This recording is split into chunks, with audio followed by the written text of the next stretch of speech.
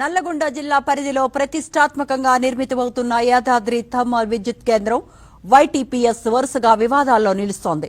తాజాగా ప్లాంట్ నుంచి వస్తున్న బూడిద నీటితో కాలుష్య సమస్యలు పెరుగుతున్నాయని స్థానికులు ఆందోళన వ్యక్తం చేస్తున్నారు. బూడిద నీటిని ప్లాంట్ దగ్గరే శుద్ధి చేసి తిరిగి వాడుకోవాలనే నిబంధనలు ఉన్నాయి. కానీ అవేవీ పట్టకుండా వాగు ద్వారా కృష్ణానదిలోకి నేరుగా వదలటం కలకలం రేపుతోంది. బూడిద నీటిని శుద్ధి చేసే యాప్, వాటర్ రికవరీ సిస్టమ్ ఎందుకు పనిచేయటం లేదనే ప్రశ్నలు స్థానికులు, పర్యావరణవేత్తల నుంచి వస్తున్నాయి. ఈ నేపథ్యంలో టీవీ5 అందిస్తున్న ground report.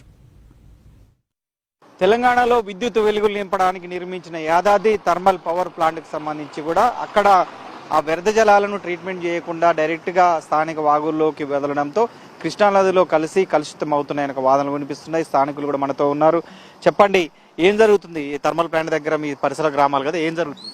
Yadadri power plant రావడం వల్ల మనకి నష్టం ఏం లేదు. కానీ వాళ్ళు ఇంతకుముందు చెప్పింది ఏంటంటే వాటర్ని తీసుకున్నప్పుడు మళ్ళీ రిటర్న్ వాటర్ వదిలేటప్పుడు దాన్ని శుద్ధి చేసి కృష్ణ మన వాటర్లో కలుపుతున్నారు. అలాంటి ఏ చర్యలు తీసుకోకుండా వాటర్ని మన శుద్ధి చేయకుండా మళ్ళీ వ్యర్థ పదార్థాలు, యాస్ కానీ బొగ్గు నుంచి వచ్చే వ్యర్థమైన వాటర్ని తీసుకొచ్చి డైరెక్ట్ వాటర్ కలపడం వల్ల వాటర్ పొల్యూషన్ ఎక్కువగా ఉంది.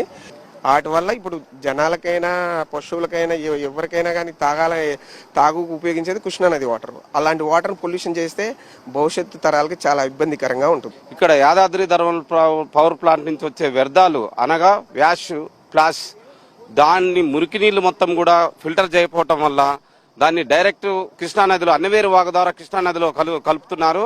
దానివల్ల ఏమైతుందంటే ఇంతకుముందు కృష్ణా వాటర్ తాగాలంటే అది పుణ్యజలంగా మేము అనుకునే వాళ్ళం.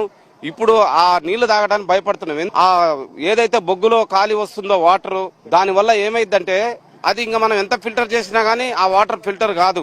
ఏదైతే ఉందో కాలుష్యం అవుతుందో కృష్ణానది వాటర్, ఇక్కడ కాలుష్యం ఏమైతే వాతావరణం అవుతుందో దానివల్ల మా ఆరోగ్యాలు ఖరాబ్ అవుతున్నాయి. కనుక హీరింగ్ లో ఏదైతే చెప్పిర్రో ఆ విధంగా చేయవలసిందిగా మేము గవర్నమెంట్ ని డిమాండ్ చేస్తున్నాం, కోరుతున్నాం.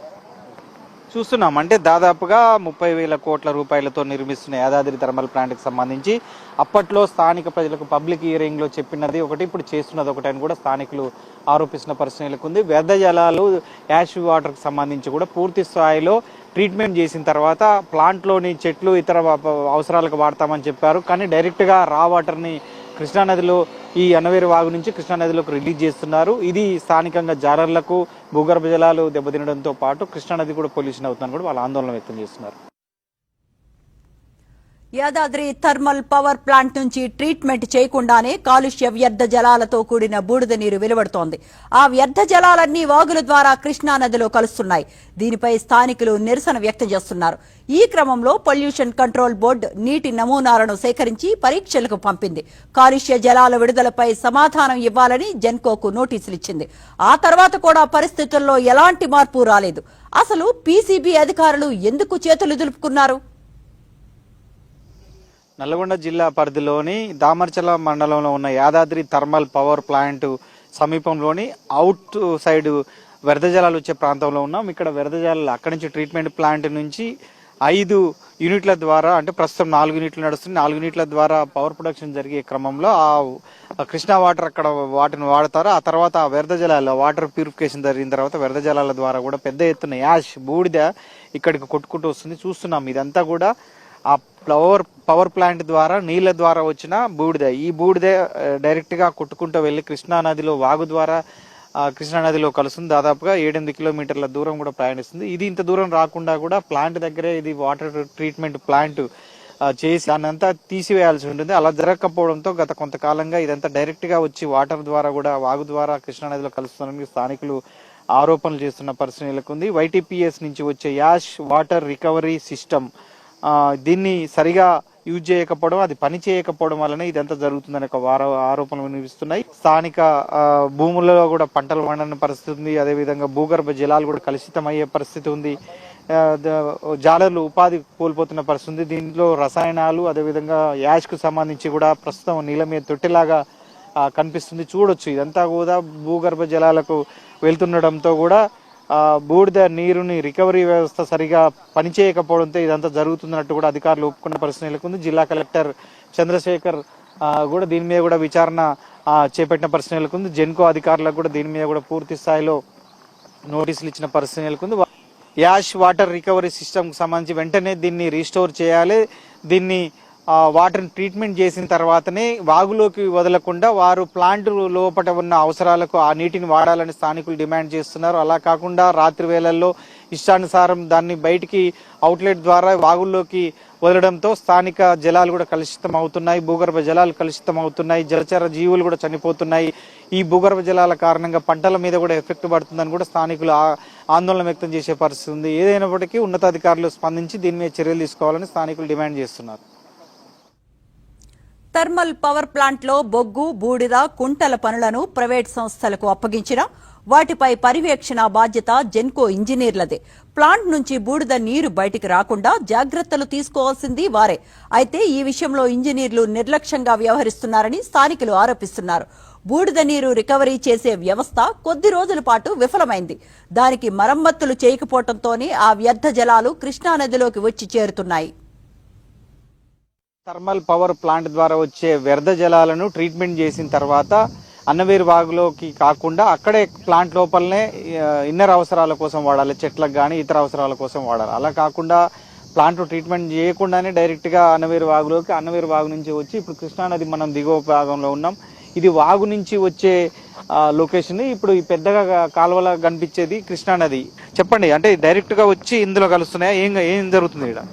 ఇక్కడ యాదాద్రి థర్మల్ పవర్ ప్లాంట్, మనం పవర్ ప్లాంట్ లో కోల్ని ఉపయోగిస్తున్నారు. దాని ద్వారా వ్యర్థ బూడిద వస్తుంది. ఆ యాష్ వాటర్ అనేది ఏంటంటే ట్రీట్మెంట్ చేసి మొదట్లో పవర్ ప్లాంట్ హీరింగ్ లో ఏం చెప్పినారంటే ఈ కాలుష్యం అసలు కాదు, మేము ఆ నీళ్ళని ట్రీట్మెంట్ చేసి రివర్స్ వాడుకుంటామని చెప్పడం జరిగింది. కానీ ఇప్పుడు ఈడ రివర్స్ గా జరుగుతుంది. వ్యర్థ జలాల్ని డైరెక్ట్ యాష్ వాటర్ ఏదైతే ఉందో ఆ వాటర్ డైరెక్ట్ కూడా అన్నివేరు వాగు నుంచి కృష్ణానదిలో కలవటం జరుగుతుంది. ఈ నీళ్లు తాగటం వల్ల జనాలు, మేము గతంలో ఏమనుకున్నాం అంటే వెందులు వస్తున్నాయి. ఈ నీళ్లు కృష్ణ వాటర్ తాగటం వల్ల మిషన్ భగీరథ ప్లాంట్లు ఇక్కడ 2 ఉండటం జరిగింది. ఆ నీళ్లు తాగితే కొంత ఎఫెక్ట్ అవుతుంది ఏందా అనుకున్నాం.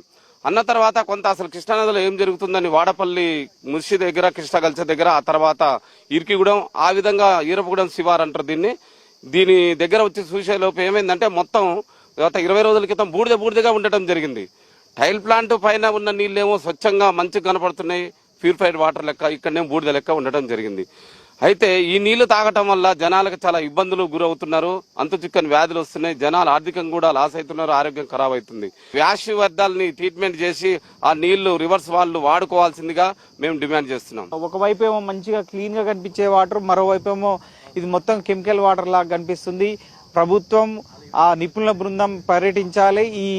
ఈ వ్యర్థ జలాలను నేరుగా ఈ కృష్ణానదిలోకి వదలకుండా ట్రీట్మెంట్ చేసి రీయూజ్ చేసుకోవాలి. ఇలా కాకుండా ఇలా వదిలేయడం వల్ల ఇటు సాగునీరు, తాగునీరు దీని మీద పడి ఇక్కడి నుంచి మటపల్లి వరకు వందలాది గ్రామాలకు తాగునీరు మిషన్ భగీరథకు సంబంధించి ఇక్కడి నుంచే వాటర్ మొత్తం వెళ్తుంది. ఆ నీరు కూడా, ఈ నీరు ప్రస్తుతం ఉన్న వ్యర్థ జలాలు ట్రీట్మెంట్ చేయడానికి కూడా పనికిరావు అంటూ కూడా గతంలో శాస్త్రవేత్తలు చెప్పిన పరిస్థితి. ఇప్పటికైనా ఆ ప్రభుత్వ యంత్రాంగం కళ్ళు తెరవాలి. ఈ పరిసర ప్రాంతాలకు సంబంధించి కూడా ఈ వ్యర్థ జలాలు నేరుగా ఇందులోకి వెళ్లకుండా చర్యలు తీసుకోవాలని కూడా సర్వత్రా డిమాండ్ వినిపిస్తుంది.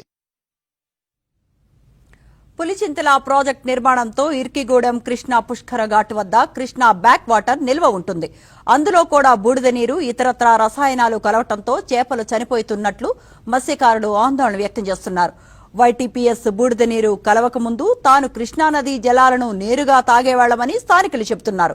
ఇప్పుడు తాగే పరిస్థితి లేదని అంటున్నారు. నదిలో దిగి స్నానాలు చేస్తున్నా ఆరోగ్య సమస్యలు వస్తున్నాయని ఆందోళన వ్యక్తం చేస్తున్నారు. కృష్ణానది చెంతనే ఉన్నటువంటి ఇర్కిగూడెం గ్రామస్తులు, జాలర్లు ఆవేదన ఇది. యాదాద్రి థర్మల్ ప్లాంట్ కి సంబంధించి దాదాపు 10 కిలోమీటర్ల దూరంలో ఉన్న ఇర్కిగూడెంలో ఉన్న కృష్ణానదిని ఆనుకొని ఈ గ్రామం కనిపిస్తుంది. తాగునీరు, సాగునీరు, వీరికి నిత్యావసరాలకు కూడా ఈ నీటినే వాడతారు. మరోవైపు ఈ గ్రామంలో ప్రజలందరూ కూడా చేపల వేటని ఈ నదిని ఆధారంగా చేసుకొని జీవిస్తుంటారు. అయితే థర్మల్ ప్లాంట్ నుంచి ట్రీట్మెంట్ కాకుండా విడుదల అవుతున్న వ్యర్థ జలాలు నేరుగా ఈ కృష్ణానదిలో కలవడంతో వీళ్ళు తాగడానికి కానీ వాడుకోవడానికి కూడా నీళ్లు పనికి రావడం లేదని ఆవేదన వ్యక్తం చేస్తారు. మనతో స్థానికులు ఉన్నారు. ఎలాంటి ఇబ్బందులు తలెత్తుతున్నాయి? గతంలో మేము రా వాటర్ తాగేటోళ్ళం. ఎప్పుడైతే పులిచింతల ప్రాజెక్ట్ కట్టిరో ఇక్కడ మాకు ఫ్లోటింగ్ లేకపోతున్నాయి. ఎందుకంటే ఫ్లోటింగ్ ఉన్నప్పుడు మేము డైరెక్ట్ రా వాటర్ తాగినా మాకు ఎలాంటి ఇబ్బందులు లేకుండా, ఎందుకంటే మేము కాదు మా తాతల దగ్గర నుంచి కూడా వాళ్ళు రా వాటర్ తాగేటోళ్ళు, మేము కూడా అదే తాగేటోళ్ళం. అసలు మా ఊర్లో ఆరో ప్లాంటే లేదు, మేము బయటకు వెళ్ళి తెచ్చుకునే పరిస్థితే కాదు. ఎందుకంటే మా కృష్ణ ఉంది, అన్నిటికీ ఆమె ఉందన్న ధైర్యంతో మేము అప్పటి నుంచి అదే రా వాటర్ తాగేటోళ్ళం. ఎప్పుడైతే పులిచింతల ప్రాజెక్ట్ కట్టిరో ఫ్లోటింగ్ అనేది తగ్గిపోయింది, మాకు ఇక్కడే స్టాపేజ్ ఏర్పడింది. అదే గత ప్రభుత్వం ఏం చేసింది, మిషన్ భగీరథ అనే పథకాన్ని తీసుకొచ్చి మిషన్ భగీరథ వాటర్ ని ఇంటింటికి నల్లా వేసింది. సో ఆ వాటర్ ద్వారా సరే ఇదేదో ఫ్లోటింగ్ లేదు కదా, ఆ వాటర్ ఆర్వో చేసి మాకు ఇస్తుంది కదా అన్న ఉద్దేశంతో ఫిల్టర్ చేసేస్తుంది. అవి కూడా మేము వాటి ద్వారా మేము అడ్జస్ట్ అవుతున్నాం. గత 6 నెలల నుంచి ఇక్కడ ఫ్లై యాష్ అనేది కలుస్తా ఉంది, కొంచెం కొంచెం కొంచెం కొంచెం కొంచెం కలుస్తుంది. సో ఏదో అవుతుందిలే అనుకున్నాం కానీ మేము ఎప్పుడు కూడా ఇంతగానో మేము ఎప్పుడు అబ్జర్వ్ చేయలేదు. కానీ గత ఈ నెల 2 నెలల నుంచి బాగా ఎక్కువైపోయింది. ఇంకా ఎంత దారుణమైన పరిస్థితి ఏంటంటే శ్మశానానికి వెళ్ళి కాళ్ళు కడుక్కొని మేము కృష్ణానదిలో స్నానం చేసి ఇంటికి దేవుడి దర్శనం చేసుకుని ఇంటికి పోతాం. ఇప్పుడు ఈ కిష్లో దిక్కుండా అక్కడే ట్యాంకర్ పెట్టుకొని అక్కడే కాళ్ళు కడుక్కొని అట్నుంచి అట్టే పోతాం. ఇగో ఆ స్థితికి వచ్చినాం. మేము ఒకటే చెప్తున్నాం, అధికారులకు కానీ గవర్నమెంట్కి కానీ పొల్యూషన్ కంట్రోల్ బోర్డుకి కానీ దీనికి శాశ్వతమైన పరిష్కారం చేయాలని మనస్ఫూర్తిగా కోరుకుంటున్నాం. వాటర్ మొత్తం కలుషితం అయిపోయింది. చిన్నపిల్లలకి జ్వరాలు, దద్దులు, ఎలర్జీలు ఇలాంటివి వస్తున్నాయి. ఆ వాటర్ తాగినా గానీ మోకాళ్ళ నొప్పులు వచ్చేస్తున్నాయి. ఎంపటే మోకాళ్ళ నొప్పులు వచ్చేసి కొంతమంది డాక్టర్ని కన్సల్ట్ అయిన తర్వాత మీ వాటర్లో కలుషితం అయిపోయింది, వాటర్ ఒకసారి చెక్ చేయించుకొని ఫిల్టర్ వాటర్ మాత్రమే తాగండి, రా వాటర్, నది వాటర్ తాగొద్దని చెప్పి చాలా మందికి డాక్టర్స్ హెచ్చరించడం జరిగింది. చేపలు వాటంతటికి అవే చనిపోవడం, ఈ మత్స్యకారులు వాళ్ళ పాపం జీవనోపాధి కోల్పోయి ఎప్పుడైతే ఆ ప్లాయస్ అనేది వాళ్ళు ఫిల్టర్ చేయకుండా దీంట్లో కలిపినప్పటి నుంచి ఒక 1 year నుంచి కృష్ణానది పులిసింతల బ్యాక్ వాటర్ కింద నిలబడ్డ గ్రామాలన్నిటికీ సేమ్ ఇదే ప్రాబ్లం తోటి మోకాళ్ళ నొప్పులు, విషజ్వరాలు, వెలర్జీలు ఇలాంటివి రావడం జరుగుతుంది.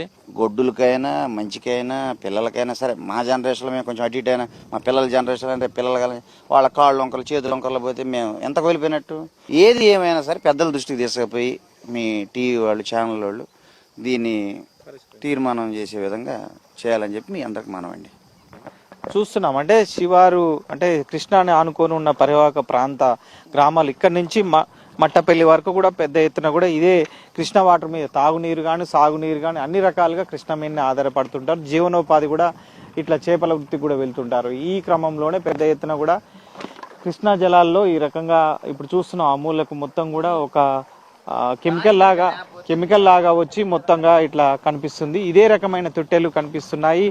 ఇరు తెలుగు రాష్ట్రాలు, తెలంగాణ, ఆంధ్రప్రదేశ్ రాష్ట్రాలు సంయుక్తంగా ఈ కృష్ణా వాటర్కి సంబంధించి ఎఫెక్ట్ అయ్యే ప్రమాదం ఉన్న నేపథ్యంలో నిపుణుల కమిటీ వేయాలి. ఆ రా వాటర్ ట్రీట్మెంట్ చేసిన తర్వాతనే వదలాలి. అసలు కృష్ణాలో కలవకుండా వాళ్ళు రీయూజ్ చేసుకోవాలనే డిమాండ్ కూడా సర్వత్రా వినిపిస్తుంది. కెమెరా ఉపేంద్రతో అశోక్ రెడ్డి, కృష్ణా, ఇర్కిగూడెం.